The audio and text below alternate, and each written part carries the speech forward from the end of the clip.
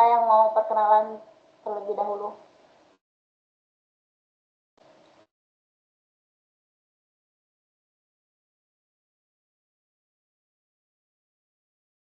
Baik, mungkin dari saya dulu Bu ya.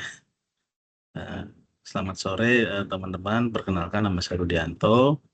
Kebetulan saya sedang menjalankan kuliah di UPBJJ Bandung dengan jurusan D4 Kearsipan. Untuk sampai sekarang saya tinggal di Cirebon dan bekerja di Cirebon di salah satu sekolah SMA negeri ya Ibu. Terima kasih.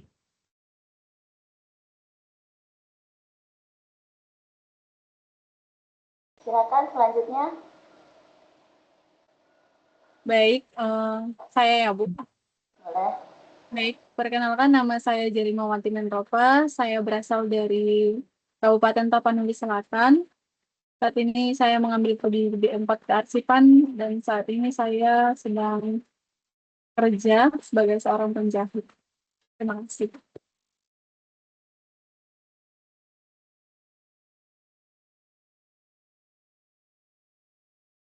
Silakan yang lainnya. Hai Bu. Baik. Assalamualaikum warahmatullahi wabarakatuh. Perkenalkan nama saya Azwar Anas. Saya berasal dari UPBJJ Banjarmasin. Domisili sekarang di Kabupaten Tanah Bumbu. Saya bekerja di Pemda Kabupaten Tanah Bumbu. Sekian. Terima kasih Bu. Silakan selanjutnya. Baik, saya Bu. Perkenalkan, nama saya Putri Permatasari dari D4 Kearsipan. Saya sekarang bekerja di salah satu kementerian di kantor pusat Jakarta. Terima kasih.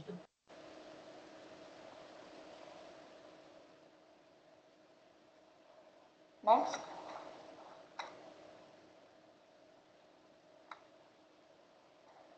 Selamat sore Ibu, izin perkenalkan diri. Nama saya Antonius Eko Rinantoro, saya saat ini semester 2 Ibu. Saya bekerja sebagai staf tata usaha di salah satu SMK di Lampung Ibu. Terima kasih.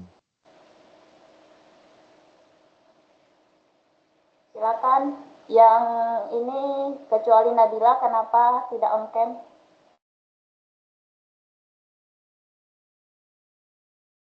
Elvani, Fani, Ernawati, kenapa tidak on cam?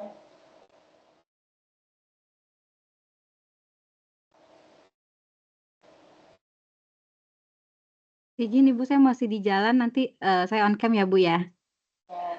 Saya mau perkenalkan diri, nama saya Ernawati, saya dari UPBJ Bogor, jurusannya Kearsipan semester 5. Saat ini saya bekerja di SVIPB sebagai staf sekretariat. Terima kasih. Silakan lanjut.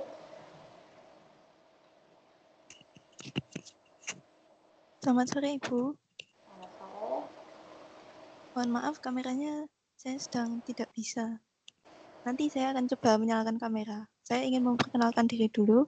Nama saya Nurma Rumaitsa dari UPBJJ Yogyakarta. Saya berasal dari Prodi Kearsipan semester 2 sekarang.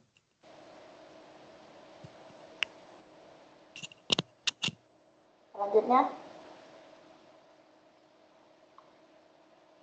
Izin memperkenalkan diri Bu. Ya, boleh. Nama saya Rudi Masara, di UPJJ Samarinda, dan sekarang domisili tinggal saya di Wontang di Kalimantan Timur. Saya bekerja di salah satu karyawan di kesehatan.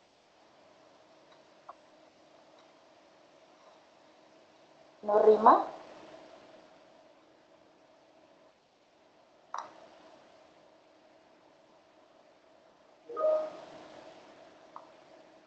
Oke. Masih ada lagi yang belum? Saya Bu, Silakan. izin perkenalkan diri ya. Nama saya Nabila Britania dari UT Jakarta Bu. Saat ini saya bekerja di karyawan swasta di daerah Jakarta.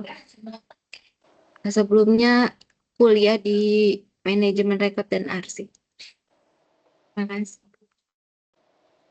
Oke, udah semua? Sudah semua ini perkenalannya? Atau masih ada yang belum?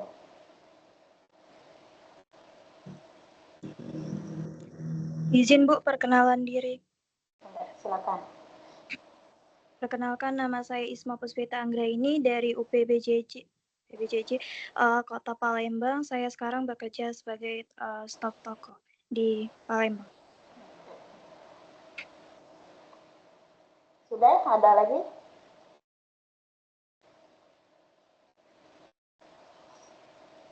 Tidak ada lagi ya? Oke. Ternyata di sini sudah pada kerja semua ya. Mungkin teman-teman pengalamannya sudah banyak daripada saya gitu ya. Kita nanti sambil sharing diskusi pada tweet ini. Nah, sebelumnya saya akan memperkenalkan dulu nih tentang pengantar tweet, apa itu tweet dan detailnya seperti apa tweet itu. Saya izin untuk share screen terlebih dahulu ya.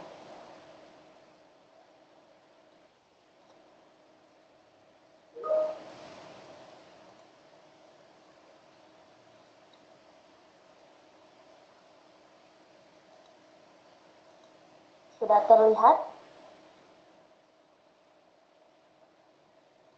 Sudah Ibu. Ya, oke.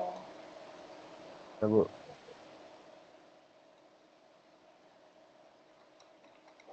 Ini apa itu tweet?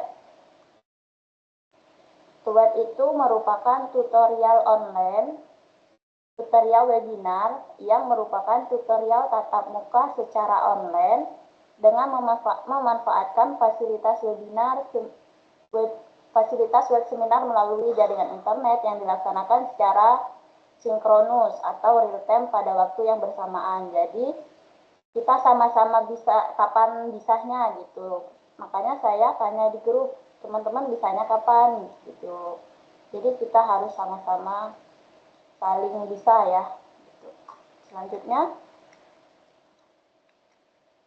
nih kapan tweet diselenggarakan?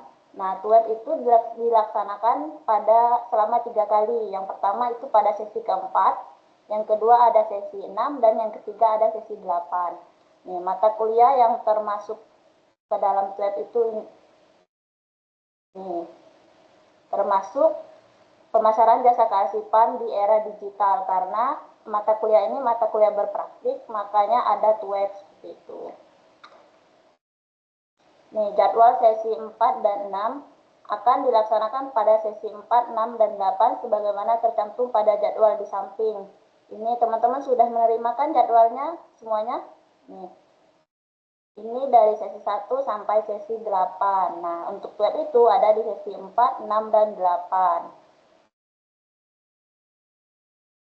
Apa saja yang dibahas pada tweet? Nah, tweet pertama yaitu pada sesi 4. Nah, hari ini itu merupakan tweet pertama. Jadi, yang dibahas pada tweet ini, yang pertama pembukaan. Selanjutnya itu presensi kehadiran mahasiswa. Setelah ini kita akan presensi ya. Yang kedua itu evaluasi terhadap tugas praktik pertama pada sesi 3. Misalnya teman-teman ada kendala, kesulitan, ataupun hambatan lainnya yang dihadapi selama proses pengerjaan. Jadi nanti kita akan sharing tentang tugas yang pertama. Selanjutnya penyampaian materi tambahan untuk memberikan pemahaman kepada mahasiswa, yaitu tentang materi sesi 4, karena kita web pertama itu sesi 4, jadi materinya pada sesi 4 gitu. Yang selanjutnya pembahasan tugas praktik kedua yang akan dikerjakan pada sesi 5. Tujuannya untuk memastikan tingkat pemahaman mahasiswa atau mahasiswi terhadap maksud dan tujuan tugas tersebut.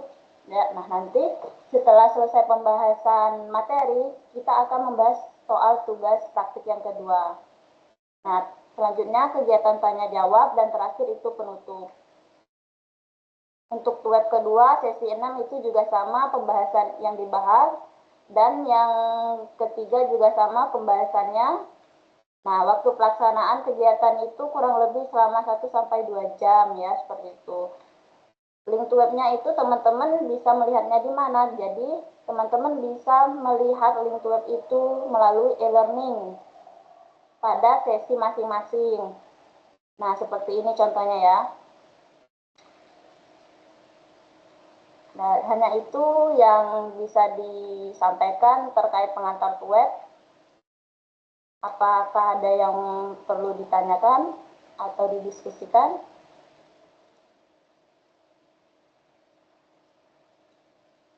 Enggak, Bu. Tidak? Oke. Tidak ada, Bu. Kita absensi dulu ya. Oke, Bu. Dwi Aryo Bowo? Ada? Dwi Aryo Bowo? Haryanto? Ada, Bu. Azwar Anas? Ada, Bu. Elvani Rahma? Hadir, Bu. Ernawati? Hadir, Ibu. Muhammad Alvin? Ada Muhammad Alvin? Rudianto? Hadir, Ibu. Putri Permatasari? Hadir, Bu. Jadi Wulandari tadi izin sudah cek saya. Jerry Mawati? Hadir, Bu. Antonius Eko? Hadir, Ibu. Aisyah Putri? Alif? Alif Rahmatullah? Ada? Tidak ada ya. Siti Halimah? Anna Ayu? Lima Ajiaksa?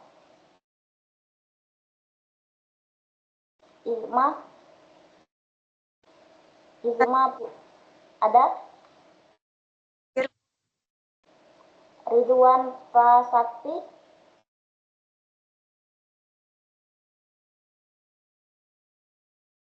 Nurima? Hadir, Ibu. Azahra? Rahma Hardiani?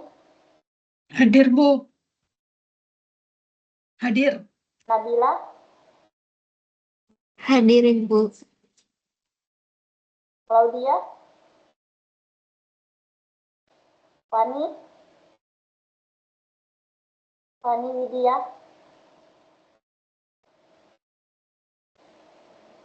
Ada tidak Fani Widya? Rudi Masaram? Hadir, Bu.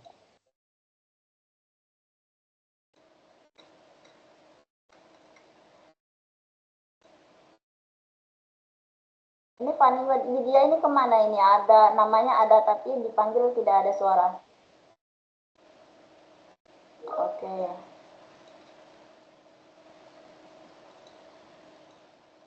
Oke, selanjutnya kita ke ini. Bagaimana pengalaman teman-teman ketika mengerjain tugas pertama? Apakah ada kesulitan atau bingung atau ada masalah apa, kendala seperti itu? Boleh silakan yang mau bercerita atau berdiskusi tentang pengalaman tugas pertamanya.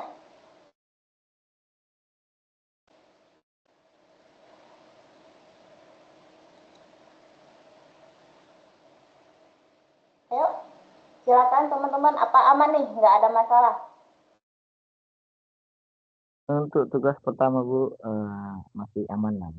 Aman ya. Yang lainnya aman? Insya Allah, Ibu. Aman ya. Mudah-mudahan aman, Bu. Oke, berarti mudah ya, tidak ada kendala, tidak ada kesulitan gitu ya. Oke, mohon maaf ya yang untuk tugas pertama itu belum semuanya bisa dinilai gitu ya, karena saya cek satu-satu dan juga masih banyak kesibukan lainnya gitu. Mohon untuk dicek berkala gitu ya di e-learning-nya. Insya Allah hari ini saya selesaikan untuk penilaiannya gitu. Bagi yang udah dicek dan dikasih revisi ketika teman-teman kira-kira nilainya belum puas Bu saya dengan nilai yang diberikan ya, silakan teman-teman untuk merevisi kembali dan diunggah kembali gitu. Nanti bisa saya cek kembali dan saya tambahkan nilainya gitu. Oke, teman-teman? Oke, Bu. Bisa dipahami ya? Bisa, Bu. Oke, selanjutnya kita akan membahas materi yang keempat, sesi 4 tentang konsep dan sistem. Kita akan membahas konsep sistem dan fungsi pemasaran. Tentunya materi ini sangat menarik sekali ya teman-teman.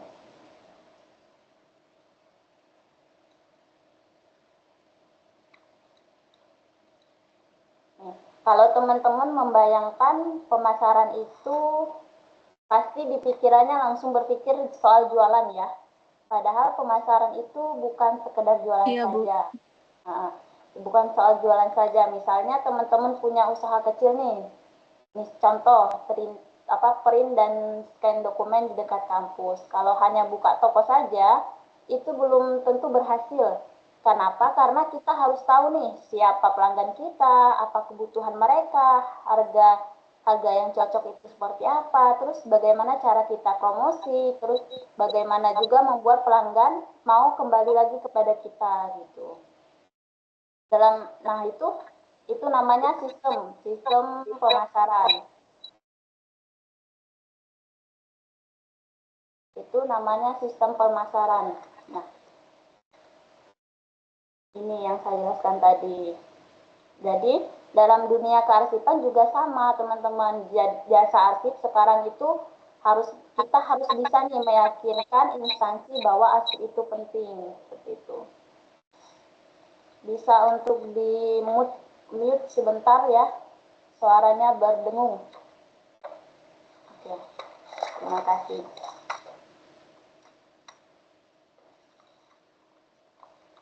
Contoh nih, misalnya di sebuah kantor kehilangan dokumen penting. Mereka tuh baru sadar, ternyata pengelolaan arsip itu penting sekali.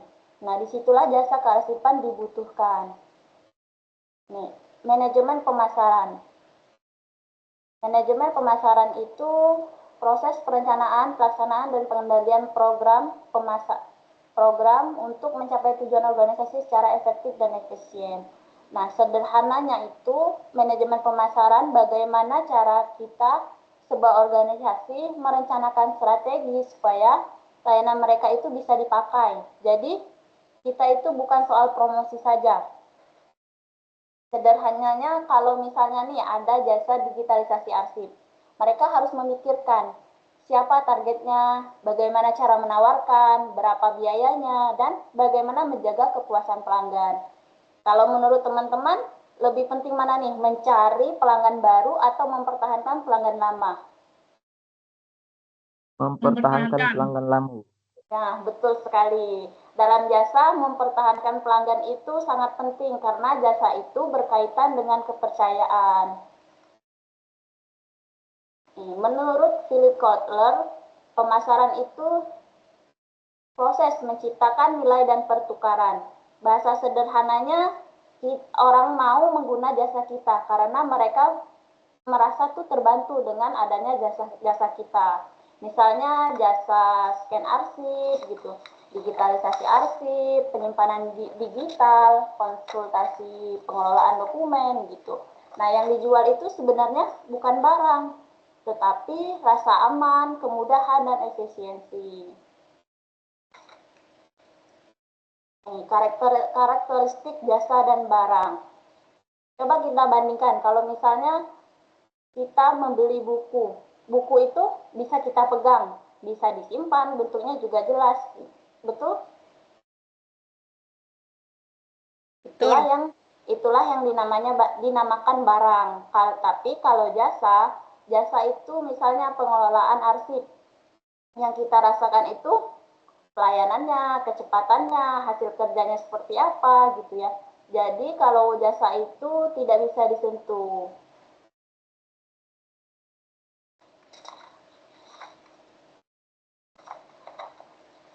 Ini perkembangan pemasaran jasa itu, jasa kearsipan itu ada 2 periode. Yang pertama, periode 1980-an, yang mana pada masa ini pemasaran itu masih sederhana sekali. Promosinya itu secara face to face, yang mana dari mulut ke mulut, secara bertemu langsung gitu ya, dengan seminar atau dengan pendekatan langsung. Kalau untuk yang kedua itu pada periode 1990-an. Nah, perubahan dan perkembangan pemasaran ini sudah sangat berubah ya, sudah menjadi transformasi teknologi. Yang mana kita itu sudah menggunakan komputer, database, scanning dokumen, atau scanner gitu ya. Nah, di sini arsip itu mulai berubah. Kalau sekarang kan bahkan arsip sudah berbasis cloud atau AI gitu. Arah baru pemasaran manajemen arsip. Sekarang pelanggan tidak hanya ingin arsip tersimpan, mereka ingin cepat dicari, aman, mudah diakses, sudah tuh hemat uang, ya kan? Bayangkan kalau misalnya sebuah rumah sakit nih, contoh nyatanya ketika sebuah rumah sakit masih mencari dokumen pasien manual satu persatu, bisa lama sekali ya untuk mencarinya, makanya digitalisasi itu menjadi kebutuhan. Metode pemasaran manajemen arsip itu ada beberapa metode pemasaran. Yang pertama pemasaran langsung, promosi dan publikasi, dan kedua hubungan pelanggan. Nah, contohnya membuat media sosial, edukasi masyarakat, membuat proposal, atau presentasi layanan.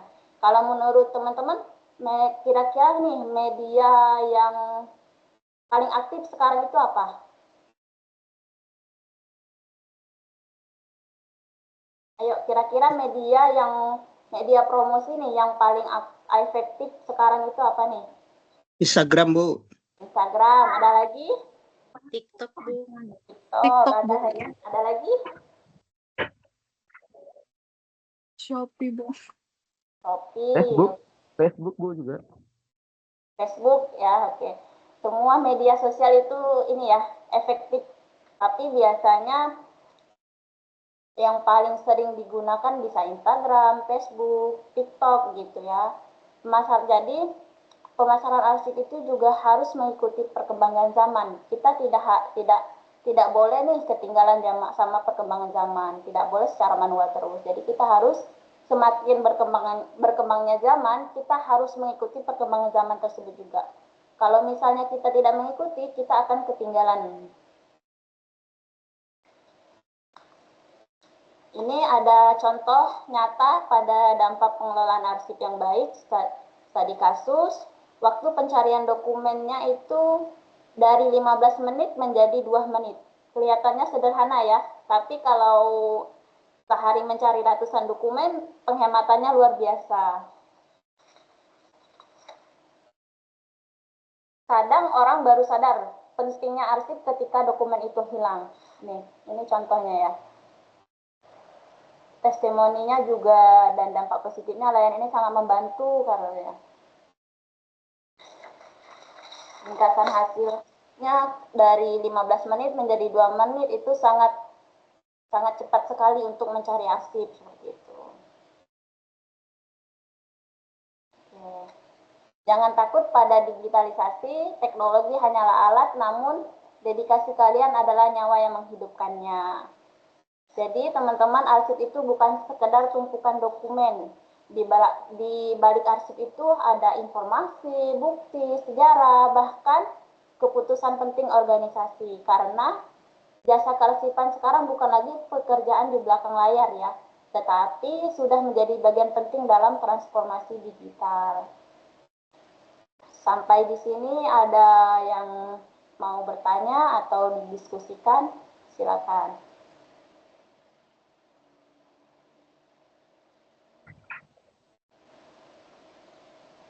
Ada pertanyaan? Atau teman-teman mau sharing tentang pengalaman ketika bekerja?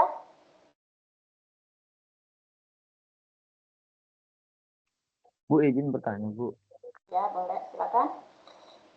Ini kan data arsip. Data arsip itu kan semua file-file, ada kodenya, ada namanya. Dan seandainya Bu, itu data sampai hilang itu percaya Bu ya? Bagaimana suaranya kurang jelas? Mas Rudi. Jadi ini kan kearsipan tuh Bu kan tentang file yang disimpan Bu ya. Ya.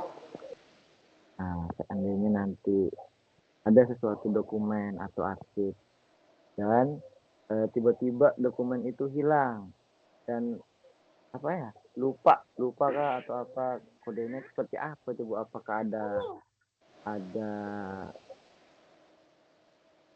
bagaimana caranya untuk mengingat kembali, misalnya mencari kembali Bu? Bagaimana caranya gitu ya. Nah, bagus itu pertanyaannya, bagaimana kalau ketika arsipnya ada yang hilang gitu ya. Jadi iya, betul.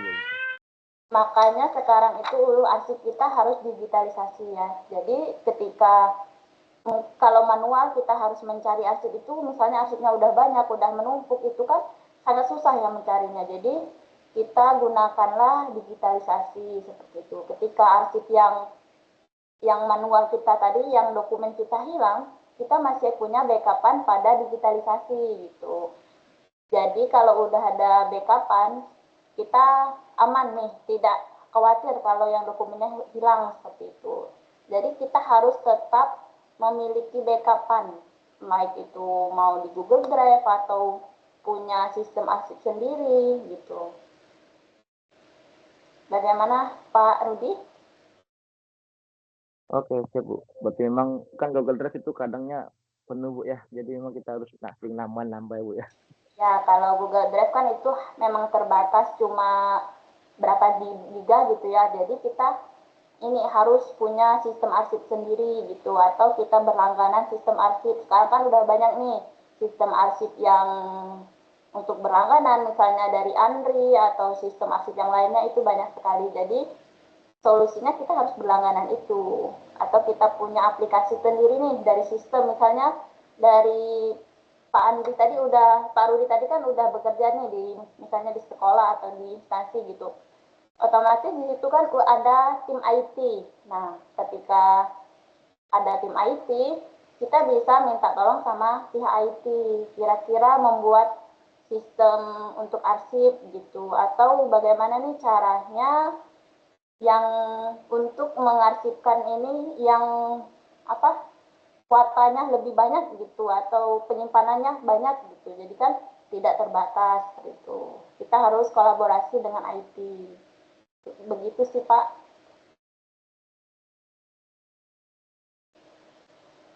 Oke Bu. Terima kasih penjelasannya Bu. Oke. Ada lagi dari teman-teman yang lain?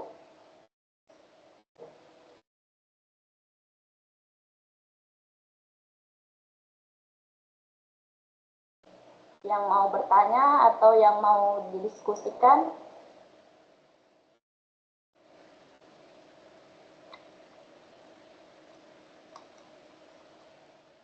Silakan teman-teman.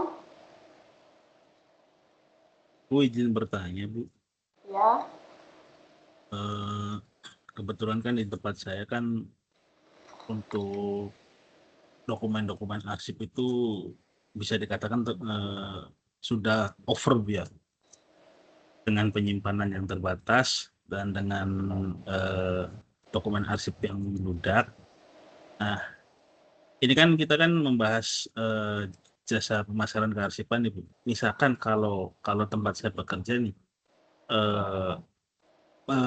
menyewa, misalkan yang sedang kita kerjakan di website itu Bu, kayak menyewa satu brand kearsipan untuk mengelola arsip kita tuh Bu. Apakah arsip tersebut nanti dibawa ke tempatnya si brand tersebut, atau tetap di kita dengan pengelolanya oleh mereka gitu tuh Bu? Maksudnya dengan misalnya nih, siapa Ya kan dari... misalkan kita kan sekarang kan pemasaran jasa kearsipan Bu ya. Nah, di tempat kita kan kebetulan kan over nih Bu, karena kapasitas tempat sudah kurang memadai. Nah, kita misalkan ingin menyewa jasa pemasaran kearsipan seperti ini, Bu. Apakah nanti arsip kitanya ikut dibawa ke tempat mereka atau arsip kita tetap di tempat kita, tapi nanti mereka yang mengelola arsip kita tersebut, Bu? Kalau biasanya brand ya gitu. Tergantung brand yang kita ambilnya. Misalnya ketika dari awal nih kesepakatannya seperti apa gitu. Harus dikomunikasikan dulu. Misalnya apakah arsip kita harus dibawa ke tempat yang kita brand tadi ataupun harus di sini nih dikelolanya gitu. Jadi sebelum kita untuk berlangganan dengan brand tersebut, kita harus komunikasikan lebih detail lagi dengan prosedurnya seperti apa, sistemnya tadi seperti apa, keamanan arsipnya ini bagaimana gitu. Jadi kita harus ini didiskusikan terlebih dahulu nih secara detail, sedetail mungkin lah gitu. Iya, Bu. Soalnya kita kan kebetulan di tempat saya itu untuk kepala tata usaha sudah tidak ada, Bu, ya. Sudah tidak diadakan lagi ya menurut peraturan, Bu. Dan kita juga belum kebagian arsiparis, Bu. Kita juga belum kebagian arsiparis gitu kan. Biasa kan nanti kan karena jabatan kepala tata usaha tersebut sudah tidak ada, otomatis nanti akan ada arsiparis gitu, Bu. Cuma di kita belum ada sampai sekarang arsiparis. Jadi kita juga sempat kewalahan untuk mengelola berkas-berkas karena memang kita juga belum punya basic ilmu ke sana sih, Bu, untuk pemeliharaan berkas dan lain-lain gitu, Bu.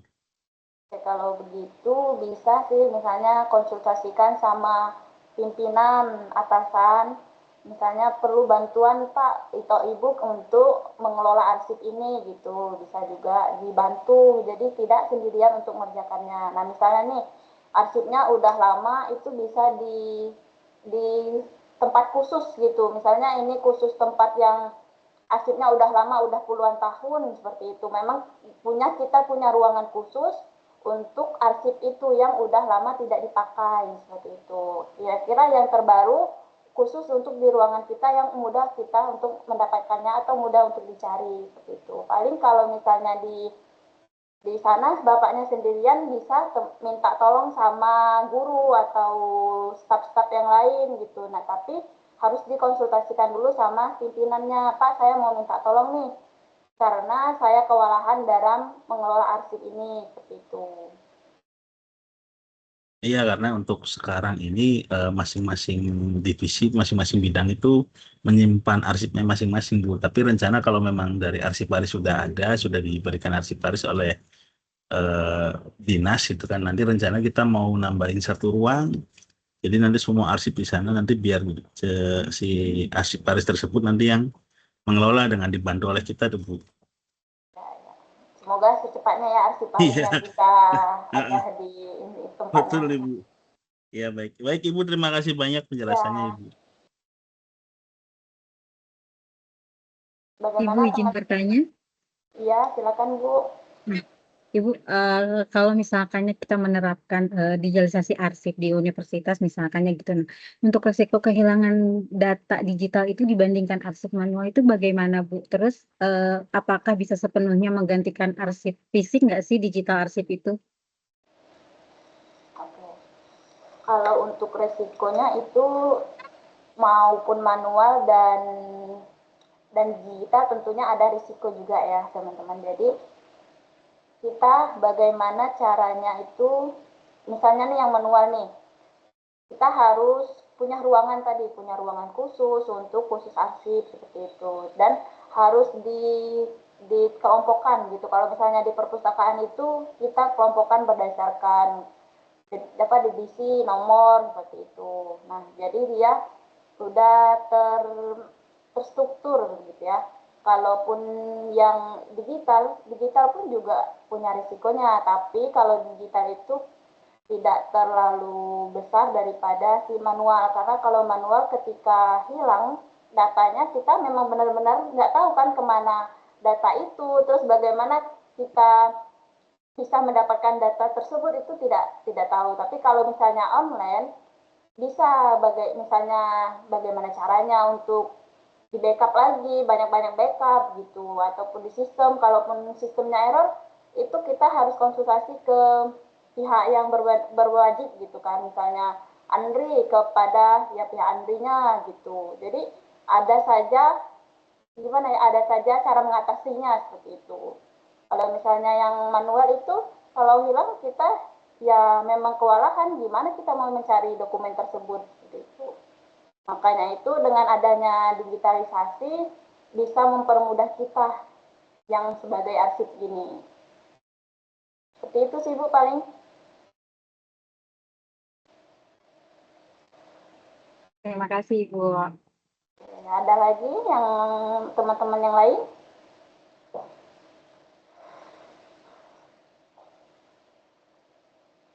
Jika tidak ada, kita akan bahas nih tugas yang kedua.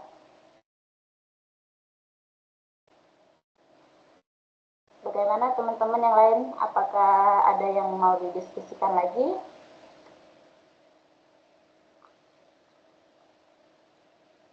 Jika tidak, kita akan lanjut ke tugas ya, pembahasan tugas yang kedua.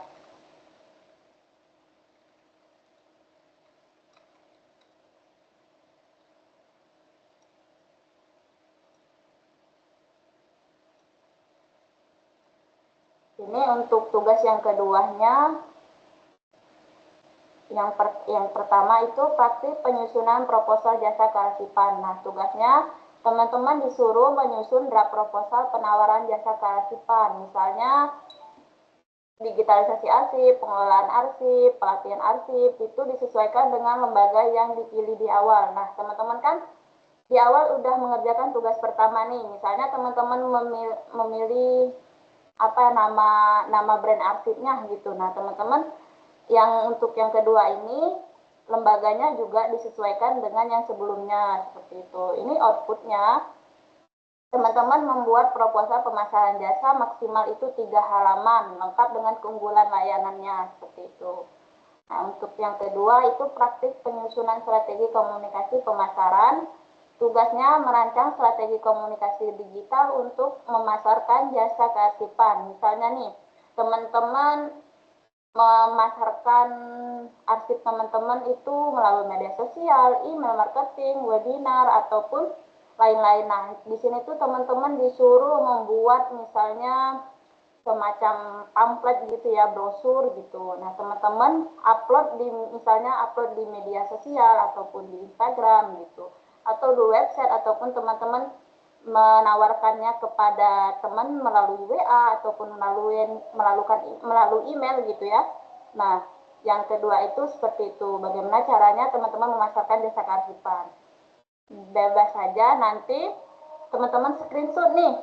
Misalnya teman-teman melakukannya melalui media sosial promosinya, misalnya melalui brosur ataupun pamflet gitu ya.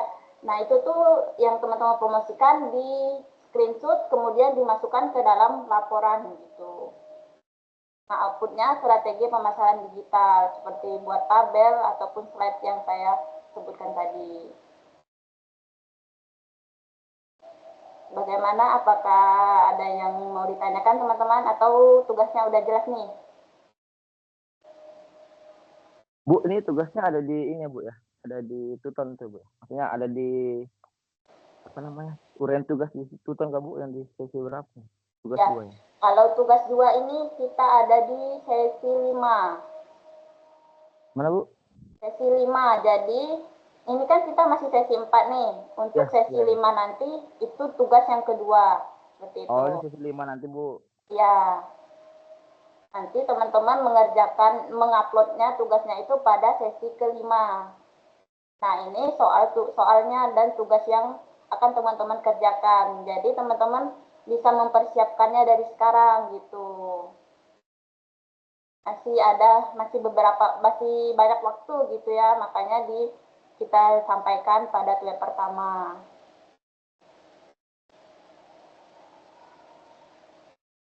Bagaimana teman-teman? Apakah ada yang mau ditanyakan? Atau sudah jelas nih tugasnya? Bu, yang merancang strategi komunikasi itu masih belum terlalu paham sih, Bu. Bisa diulangi enggak? Merancang ini maksudnya itu teman-teman nih, misalnya saya punya usaha kecil, misalnya saya punya jasa arsip digital. Nah, saya itu mau mempromosikan usaha saya nih ke orang lain, ke orang banyak gitu ya. Nah, salah satu caranya saya mempromosikan melalui media sosial. Nah, dengan apa? Saya membuat brosur atau saya membuat pamflet nih, misalnya pamflet yang menarik gitu ya, pamflet ataupun brosur seperti itu, promosi. Misalnya pamflet, mengerti nggak pamflet? Kalau pamflet ataupun brosur gitu, atau teman-teman bisa menawarkan via WA, via email marketing gitu. Nah, teman-teman kalau via email marketing ini, teman-teman itu mengirim chat dan juga mengirim foto gitu. Mengirim chat yang menarik lah kira-kira untuk menarik konsumen itu bagaimana seperti itu. Masih Bu, belum ini Bu izin Bu, ini seperti iklan Bu ya? Iya, seperti iklan gitu. Tapi kita iklankan bisa melalui media sosial, bisa melalui email, bisa melalui webinar ataupun chat WA, bebas saja seperti itu. Oh boleh chat WA Bu ya? Boleh, nanti itu Nanti habis chat WA di screenshot gitu Bu? betul di screenshot nanti. Setelah itu Jadi dimasukkan pada laporan. Oke, Bu, ngerti, Bu. Sudah jelas? Jadi Mawati? Jelas, Bu. Jelas, oke. Masih ada yang bingung pada tugas yang kedua?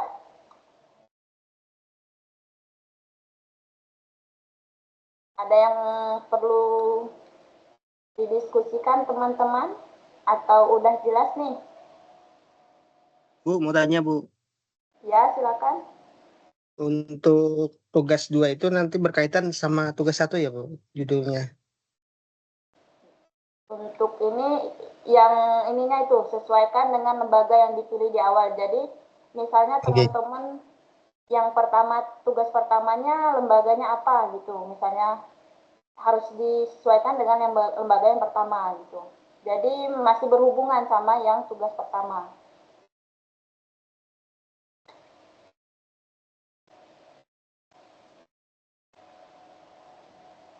Siapa tadi yang bertanya, Pak Azwar? Sudah jelas atau belum?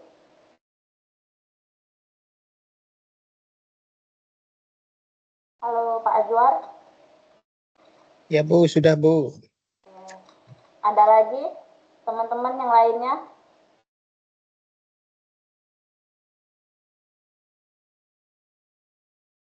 Jelas Bu, jelas. Jelas ya? Sudah jelas ya tugasnya? Oke, kalau sudah jelas.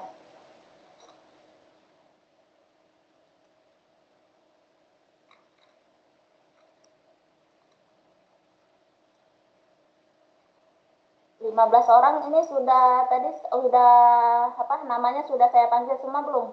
Absensi mungkin ada yang belum dipanggil, bisa untuk raise hand atau ini ya, on mic-nya.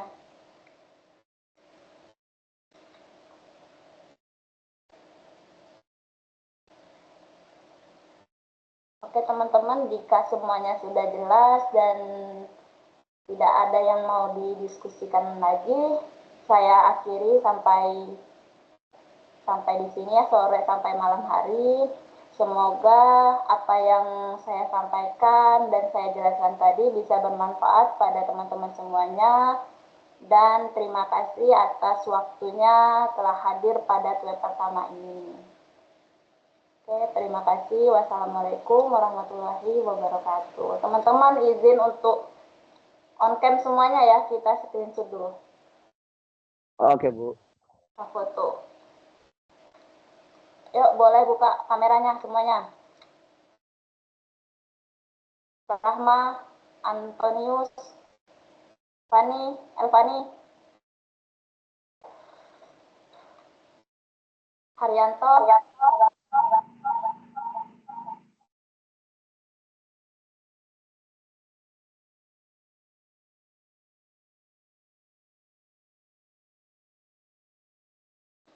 Oke. Berikan senyum terbaik kalian. 1, 2, 3. Satu kali lagi. 1, 2, 3. Oke, terima kasih teman-teman. Izin live ya. Terima kasih, Bu. Sama Bu, terima kasih Bu. Terima Terima kasih, kasih Bu. juga, Kasih, Bu. Bu. Assalamualaikum Malam semuanya. semua. Ya Bu, terima kasih.